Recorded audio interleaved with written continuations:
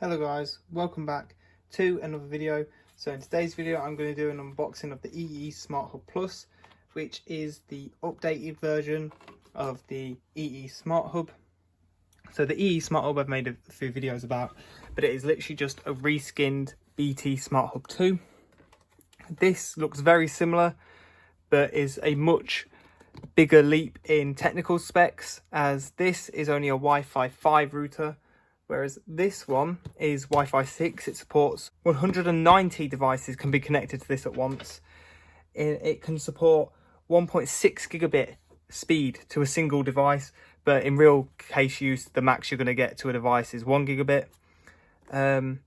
It's got a 2.5 gig Ethernet port. But yeah, so you see we've got outline of the hub on the front of the box. Got the EE branding there. It says Smart Hub Plus here. And again, with all this packaging, it's produced with planet in mind. So it's all cardboard, so it could all be recycled. Then with the model number and that on the bottom. So let's get into it.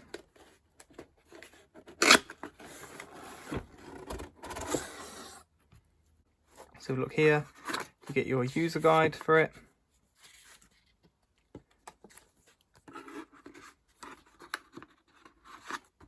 So we first open this little bit here. There's the hub with a little bit of cardboard around it. Take this bit off. You can see it there, and you can see already it looks very similar to the regular EE Smart Hub. But we'll get to this in a second.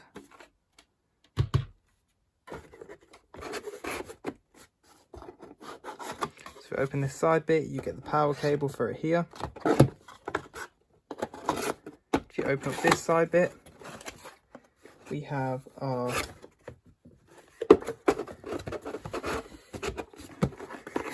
phone cable and the little microfilter. So if you have regular fiber to the cabinet broadband, where the only thing in your house is a BT OpenReach faceplate, then you'll use this grey cable, this black cable they give you, and plug it straight into the broadband port. But if you have full fiber, and have a fiber BT OpenReach fiber bit on your wall, then you use an Ethernet cable into the WAN port.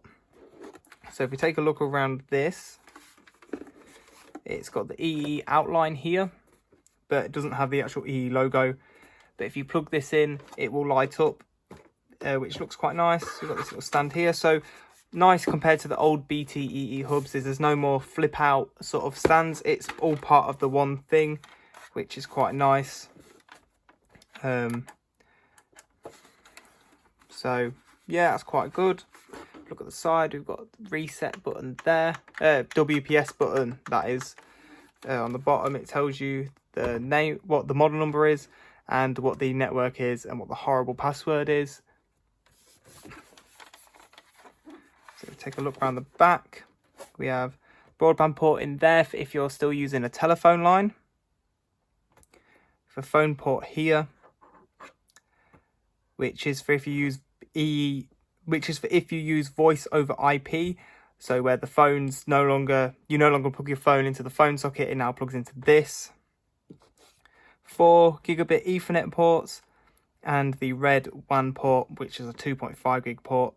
Then you have a blue USB 3.0 port, which you can use to plug in a hard drive to your router, which would work quite nice. Then you have your power input, you have your on-off switch, and your reset button.